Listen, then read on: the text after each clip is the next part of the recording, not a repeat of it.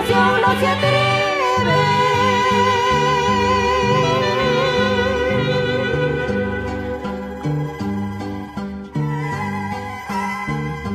a loar tu soberana belleza de rosa y... Tengan todos buenas noches. El día de hoy vamos a hacer un programa en dedicación o en homenaje, a modo de homenaje al escritor, historiador tarmeño llamado Julián Loja. He tenido la grata, digamos, experiencia de poder visitarlo unos meses antes de que fallezca, lo cual me ha conmovido mucho porque la vez que yo fui a su casa a adquirir los libros para poder documentarme sobre lo que había escrito, el señor tenía mucha vitalidad. A pesar de que estaba en la cama conectado al oxígeno y no podía hablar muy bien, te transmitía mucho vigor. Es como estas personas que, a pesar de las enfermedades o los achaques que tengan, se sobreponen, ¿no? Y esto yo lo confirmé en un video donde yo lo veo en el cementerio. Esto también me parece muy curioso, hablando en el cementerio y pidiendo a voz viva que los jóvenes vengan a retomar el trabajo. O sea, que los jóvenes tarmeños vengan a mí o vengan a la historia de Tarma, a los que puedan contar la verdadera historia de Tarma y tomen la posta, ¿no? Entonces fue lo mismo que me dijo ese día en su casa. Y lo quiero recordar así, no por razón que no fui también cuando lo estaban velando, porque prefiero quedarme con esa imagen suya, ¿no? Que llena de vigor a pesar de la enfermedad que lo aquejaba. Recuerdo que justo había llegado una amiga de nosotros, la señora Patricia, y conversábamos, ¿no? Le decíamos que lo visite antes de que antes de que muera, ¿no? Ella quería comprar sus libros. Sí, quería que los firme. Ajá. Y justo yo también aprovechaba para decir que no he tenido la oportunidad de conocerlo porque habíamos quedado ya para ir y no pude, entonces esta iba a ser la oportunidad.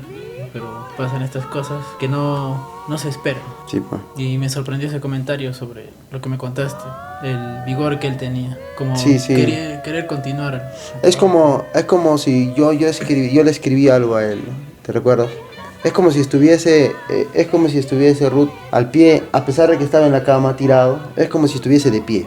Yo lo imagino así. O sea, la voz, el mensaje que transmitía, lo hacía ponerse de pie. O sea, no era una persona convaleciente. Es por eso que yo dudo mucho que haya querido morirse, ¿no? Yo pienso que ha luchado hasta el último momento por quedarse acá y seguir contando sobre las historias de Tarma. Y yo por eso decía, ¿no? Está muriendo Julián Loja de pie en su cama. Claro. Y nadie hace nada, ¿no? Y con él y con Julián Loja se está muriendo, decía yo, Alejandro Palomino Vega, ¿no? Claro. En este libro, que es el que vamos a comentar hoy, en la memoria del tiempo, en este libro, en todos los capítulos, ustedes van a ver que a Alejandro Palomino Vega, que es otro historiador, ¿no? Que iba a ser director, profesor de San Ramón, le tiene mucho respeto a Julián. Claro. Le dice maestro de maestros, le dice, ¿no? Entonces yo pienso que con Julián Loja ha muerto una parte de Alejandro Palomino Vega, ¿no? Y muere en parte el esfuerzo de un ser humano, ¿no? Claro, de toda una vida. Toda una Tú vida. me comentabas que a tu papá le había enseñado segundo de primaria, sí. Y tu papá tenía un buen recuerdo de él, sí. Imagínate. Esperemos que que esta pequeña parte que se muere de Tarma, con él, hay que saber dónde ir a resucitarla, ¿no? Dónde ir a escuchar esta parte de Tarma, que no se pierda, que no se extravíe. Y la única forma de que Tarma no se pierda, o los recuerdos de Tarma, la historia de Tarma no se pierda, el sacrificio de su sacrificio de su trabajo, ¿no? Toda una vida dedicada a la docencia, y creo que no se va a perder, al menos en este lugar, en este espacio, no se va a perder leyéndolo, ¿no? Acá dice, ¿no? Me dedicó este libro para David de Jesús con mucha dedicación. Julián Loja, esto lo firmó el 8 de junio del 2019, exactamente hace 2 meses más o menos. Entonces, una de las partes con la que yo he leído este libro con mucha nostalgia, pero es una nostalgia linda, una nostalgia que no te hace daño, ¿no? Claro. Cuando habla de Adolfo Bienrich, que es el capítulo 6, un recuento o una especificación de sus trabajos en ciencia que había realizado Adolfo Bienrich aquí en Tacna. Y una de las cosas que más me llamó la atención es que, aparte de la obra que había tenido literaria, Adolfo Bienrich había producido un programa de salud para alejar en esos años a la peste bubónica de la Sí. ciudad de Tarma. Me pareció genial. Algo que siempre tú defiendes es sobre que Adolfo Bienrich, por ejemplo, no se suicidó. Yo cuando defiendes, tienes esa postura, me doy cuenta más en esa forma de morir tal vez de Julián Loja, ¿no? Sabe Claro. de su trabajo, está Claro. identificado con el trabajo y por qué morir, ¿no? Es más, un artista siempre lo que quiere es más tiempo para él, ¿no? Un historiador quiere retratar todo el tiempo. Voy a leer una parte de la que Julián Loja seguramente se ha visto, como muchos jóvenes, como mi persona, reflejado en Adolfo Bienrich, ¿no? Que nos ha antecedido tanto como a todos nosotros que tratamos de hacer algo por la cultura de Tarma y al maestro Julián, ¿no? Mira lo que dice acá. Adolfo Bienrich, cuya madre pertenecía a una ilustre familia aristocrática de nuestra ciudad de Tarma. Eso es lo que me llama mucho la atención. A pesar de que Bienrich era de cuna rica, nunca sacó cara por los aristócratas, Claro. sino sacó cara siempre por los campesinos. Había optado por la defensa de nuestros indios, por la clase más desposeída, vituperada, sin futuro. Presentó sus obras con el seudónimo Por unos parias. O como me dijo ese día el señor Julián, hay que seguir alimentando a los libros de Tarma. ¿Te recuerdas que encontramos los manuscritos en la conquista de las 8 horas laborales? El sindicato de trabajadores, que eran panaderos, firmaba sus panfletos o sus reclamos con los parias. Adolfo Bienrich no solamente era Tarma, sino también Adolfo Bienrich ha sido el futuro del Perú. Que el señor Julián de alguna forma ha sido eso, entre lo instantáneo de estas épocas en que no se valora la historia, o si se hace, las personas son contadas, ¿no? Dicen, nuestra ciudad y en otras ciudades del país vivieron años terribles de ensayo en ensayo, de tal o cual sistema de gobierno, siempre con el predominio del terrateniente al amparo del civilismo. El indio totalmente postergado, sin esperanza alguna para realizarse, pero sí bien buscado para el cumplimiento del servicio militar obligatorio. El indio analfabeto, con escaso conocimiento del lenguaje castellano, que solamente hablaba en el quechua, era sometido a una rigurosa disciplina en la preparación, formación y desplazamientos en marchas forzadas. Basta mencionar la carta de un recluta. Ay papay, ay mamay, ¿para qué me habrás traído al mundo? Para sufrir y llorar en el cuartel Santa Catalina. Bienrich, al igual que el señor Julián, escribía con esta tradición quechua. Tenemos de Julián unos cuentos que lo saca bajo el título de Pucatoro. Dice, por ello, en épocas de las temibles levas, los jóvenes huían hacia los cerros a dormir en las cuevas para evitar ser aprendidos. Mucho se ha hablado del bilingüismo del campesino quechohablante. Se ha dicho que el quechua es una lengua ágrafa, hablada solamente por los fracasados, los desposeídos y que no tiene ningún valor cultural. Pero esta lengua describe la rapidez del vuelo de los pájaros, el susurro del follaje, el fragor de una tormenta y hasta la huella del rastro del ser amado. Cosas que no tiene palabras para expresar otro lenguaje. El señor Julián ha sido como Newton, que ha tenido que subirse en estos gigantes y con el tiempo llegará a ser como ellos. Y aquí el libro empieza desde los restos prehistóricos que se encontraron. Y ese es el trabajo del historiador, como darte una tarea, ¿no? Cuando yo muera, esto es un trabajo para el que sigue. Y la historia ha demostrado que estos libros no son trabajos concluidos. Entonces yo exhorto a que los jóvenes no solamente tomemos el nombre de Julián como una admiración hueca, pero cuando te vengan a consultar como joven y te digan ¿qué me puedes contar tú de la cultura telarmachay? O cuál es una cultura primitiva en la región Claro, de Tarma. los yaxamarcas, por ejemplo, Claro. que habla acá, ¿no? Cuando llegó el primer carro, cuando se faltó por primera vez Por en primera Tarma. vez. También Entonces pues, sepamos responder estas preguntas. Y la única forma de poder responder estas preguntas es leyendo los libros del señor Julián. Y del señor Alejandro Palomino Vega y de tantos historiadores. Voy a continuar. Es la expresión de los jarawis que cantaron los antiguos poetas, que simbolizan a las rocas rompiéndose por la pena o conmoviéndose por las quejas y los suspiros de un amante desdichado. Solamente el quechua tiene palabras para describir cómo la piedra se rompe por la pena. La historia de nuestros pueblos, con sus tristezas, alegrías, grandezas y miserias, sus triunfos y fracasos, nos dice Eugenio Larrabure, aún no está escrita. La luz y la verdad no brota de plumas mercenarias. La verdad no atraviesa los labios aduladores y cortesanos. Nosotros debemos ser los actores de la transformación del drama social en que viven nuestros pueblos del Perú profundo. Este ímpetu con la historia, con la educación, en la acción, nos muestre, Julián, que es el camino. La verdadera grandeza del incanato se encuentra en el idioma quechua. Mariano Eduardo Rivero, en su obra Antigüedades Peruanas, nos dice: como visiones integradas que la lengua vernácula ha dejado memoria de su literatura, la arqueología, la tecnología andina y la agricultura, con todas sus ramas, sus canciones y dichos populares, estos son como la historia misma que tenemos que descifrar. Las canciones asumen la temática andina como bucólica. Ahí tenemos. Y aquí inserta 2 canciones en quechua. No olvidemos que este ejercicio también es propio de Adolfo Bienrich, es de donde toma, ¿no?, Julián Loja esto. Si un niño no tiene acceso, un joven no tiene acceso a la literatura tarmeña en su idioma original, que fue escrita por Adolfo Bienrich y es replicada aquí en Julián, ¿cómo le preguntas quién es? Claro. ¿Cómo te atreves a preguntarle qué quiere? ¿Cómo te podrías atrever siquiera a preguntarle qué quiere estudiar o qué quiere ser? O retomemos a través de la obra de Julián un nuevo sentido para la niñez, ¿no?, para el futuro. Nosotros tenemos la obligación moral y el deber ineludible ante la historia de hacer un acto reivindicatorio, porque la cultura andina constituye la savia inspiradora para dar el impulso y las fuerzas necesarias que cimentarán con bases sólidas el desarrollo y progreso de nuestra tierra. La presencia hispana de más de 450 años no ha anulado ni la creación ni la tradición andina, y esta persistirá por siempre, mientras que los dioses andinos cobran vida cuando el sol de los incas en cada amanecer ilumina el firmamento.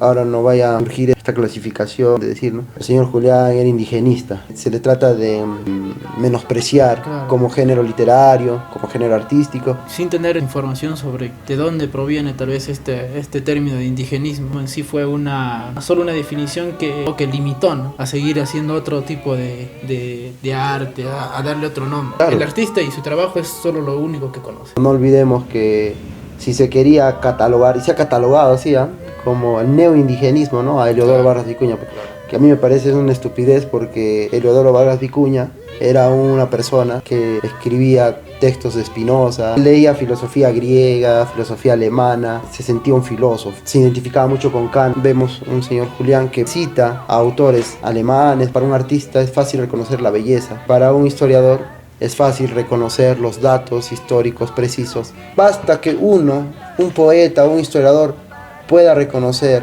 pues tenga la sensibilidad de reconocer la belleza, lo puede expresar en Tarma o en cualquier otra parte del mundo. Es lo que ha hecho Vallejo, por ejemplo, ¿no? A Vallejo se le considera el primer poeta del idioma español.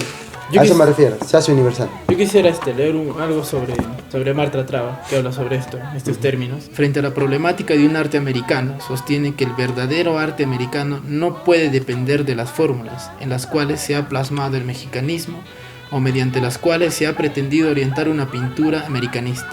Entonces ella tiene esta opinión, ¿no? Y justo que yo te comentaba que nace el muralismo en ese tiempo en México, y ella dice, ¿no?, que el muralismo solo fue un tumor maligno en México, porque opacó el arte.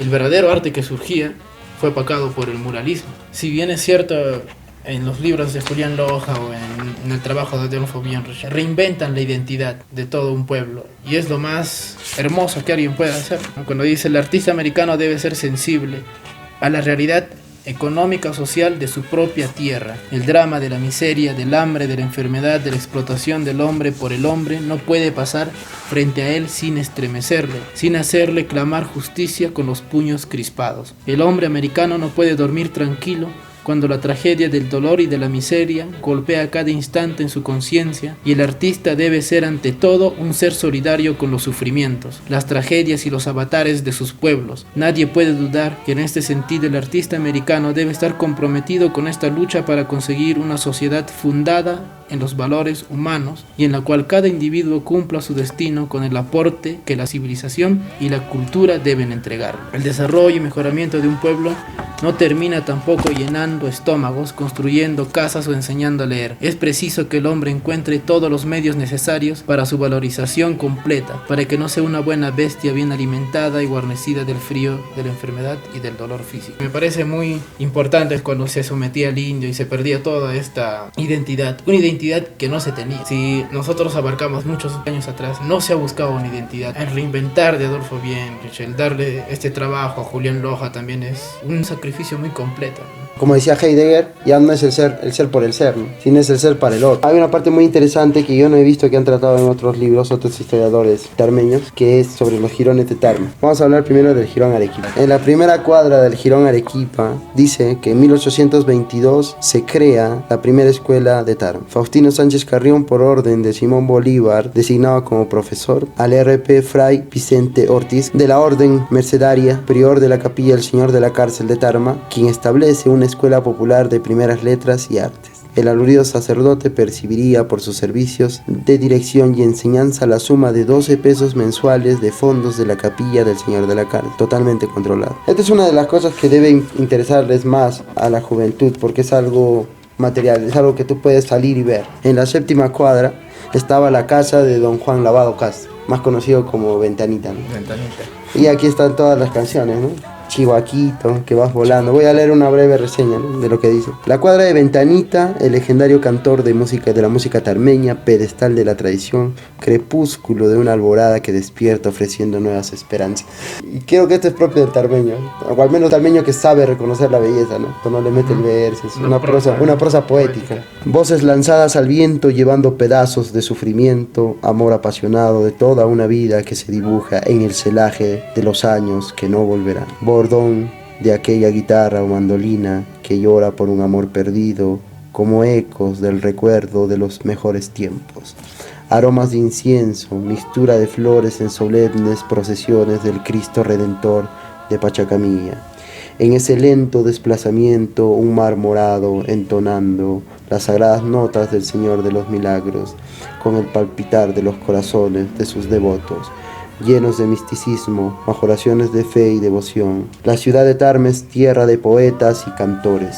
Haciendo honor a ello, tenemos a los cantantes Pedro Campos, los hermanos Casas, Germán Benavides, Manuel Privat, Hérmenes Orihuela, como Juan Lavado Castro. El señor Juan Lavado Castro Ventanita tiene su domicilio en la séptima cuadra del jirón Arequipa, desde donde a raudales expandías la música tarmeña, aquellos bardos que hacían delirar a las multitudes con estas canciones. Y te escribe, propio de Julián, se nota que ama mucho la música, ¿no? Incluso él también tiene otro libro de otro compositor tarmeño, Teodoro. Él es el que compone esta serenata tarmeña. Vamos a pasar a otro jirón. Acá en la calle Callao le pone de título Vía de ilustres personajes. Dice, el domicilio del doctor Eusebio Bedoya, ante todo fue un distinguido sacerdote, notable educador, destacado periodista y un ejemplo de cultor de valor. Un distinguido pedagogo denota y un prestigio intelectual, admirado por los tarmeños Carlos V. León y Gustavo Allende Yavarí, prominentes ciudadanos del pasado. En 1849 llegó al Perú y se estableció en la ciudad de Huancayo, donde dirigió el Colegio Santa Isabel en el año 1856, y por esos mismos años, bajo auspicios, inició las labores en el Colegio del Orden, ubicado en la casona de la Plaza de Armas. Existía un colegio que se denominaba así en Tarma, Colegio del Orden. Me gustaría hablar justo hablábamos de Juan Santos Atahualpa, ¿no? Que puede estar aquí la posible tumba. En Tarma tiene pasajes, es bien extraño, es como si fuese un sitio que merece un nombre en la historia peruana, ¿no? Desde Telarmachay, pasando a la cultura Tarama, la cultura los Yayamarca, los Pishmarca. También ahí tiene relevancia Tarma en esa época. Después tiene relevancia en la rebelión indígena, ¿no? Como Juan Santos Atahualpa, que siga siendo Tarma un foco cultural, un crisol donde se pueda ver todo el mundo, ¿no? Ana, ¿no? La Zamba, ¿te acuerdas que leímos en un artículo de Alejandro Palomino Vega? Nos decía que Ana la Zamba fue una mujer tarmeña en los años de 1742 a 1780. Comandó a todo un ejército de mujeres para ir a apoyar a Juan Santos Atahualpa contra los españoles. Al apoderarse de las haciendas y al hacer una distribución de ellas en pequeñas parcelas, Juan Santos inició una verdadera revolución agraria. Dentro de las filas sublevadas se confundieron indios, serranos, negros y chunchos, en busca de un hermoso anhelo, la libertad y la justicia para todos. En síntesis, se puede afirmar que las transformaciones perseguidas por la rebelión de 1742 comprendían el campo político, económico, social y religioso. Como todo precursor, nuestro héroe se adelantó a su época. La pasividad de los pobladores de los valles andinos, la falta de armas y otros factores hicieron imposible que el grito de libertad y justicia dado en Quizopango se extendiese y destruyese el sistema de opresión virreinal. La ayuda ofrecida a Juan Santos por los ingleses no se materializó. El gobierno español envió a sus mejores oficiales y soldados hacia la zona convulsionada. El movimiento provocó la destitución del virrey Marqués de Villagarcía en el año 1734. El secretario del rey Marqués de la Ensenada manifiesta que hallándose el rey con noticias de que en las provincias de Perú hay varias inquietudes y en las de Jauja y Tarma alguna sublevación, por lo que fue nombrado por virrey, gobernador y capitán general de sus ejércitos. Esto no dio resultados. Aquí entendamos que la sublevación que se daba en Tarma estaba al mando de Ana. Determinó, ¿no? Parte de la historia también. Sí. Los cambios a nivel nacional de jefes militares, corregidores y gobernadores de frontera se realizaban continuamente ante fracasos de las expediciones realistas y el avance continuo de Juan Santos, quien inclusive llegó a capturar el pueblo de Andamarca, situándose a pocas horas de Jauja y Concepción. No se sabe la fecha ni las circunstancias de su muerte. Su actividad militar es mencionada todavía en un documento virreinal de 1755. Misioneros, militares y científicos han recogido diferentes versiones, fechas de su muerte. Lo que sí está de toda duda es la gran influencia que ejerce en la mentalidad religiosa del campo. Aún espera que su amachegua blanco. He ahí la importancia de la lucha de Juan Santos. Su esfuerzo no fue en vano. Luchó por la dignidad del ser humano, de aquí su perenne actualidad dentro de nuestra propia patria. Bueno, ya hice un breve recorrido. Vamos a dejarlo descansar. Sin antes mencionar un comentario que él me hizo antes de retirarme de su casa. Me dijo esa vez: joven David de Jesús, ya va a haber tiempo para hablar, ya va a haber tiempo para conversar. Y no me había mentido, ¿no? Cada vez que yo leo el libro de Julián, como si estuviese conversando esas cosas que no me dijo cuando estaba en la casa. Lo que más me duele es que no pueda seguir escribiendo. Decía que José Gálvez Barrenechea, cuando ya dejó de ser alcalde, venía, ¿no?, de vez en cuando a Catarma y se iba a Palcamayo. Y en Palcamayo tenía una novia, pues, a la que le escribió una de las canciones más bellas que yo he escuchado en mi vida, que se llama Lina Palcamayina. Es una mulisa. Invito a leer. Sepamos contemplar la belleza en Tarma. Inventemos nuestra identidad, ¿no? Así como lo hizo Adolfo Bien, apoyar en cierta medida o dar paso, ¿no?, a personas que sí quieren conocer. No hay que prostituir tanto esto, ¿no?, como esta música. No hay que convertirlo en una sátira de toda una cultura. La manera de recordarlo a Julián Loja es leyendo sus libros. Conversar con él.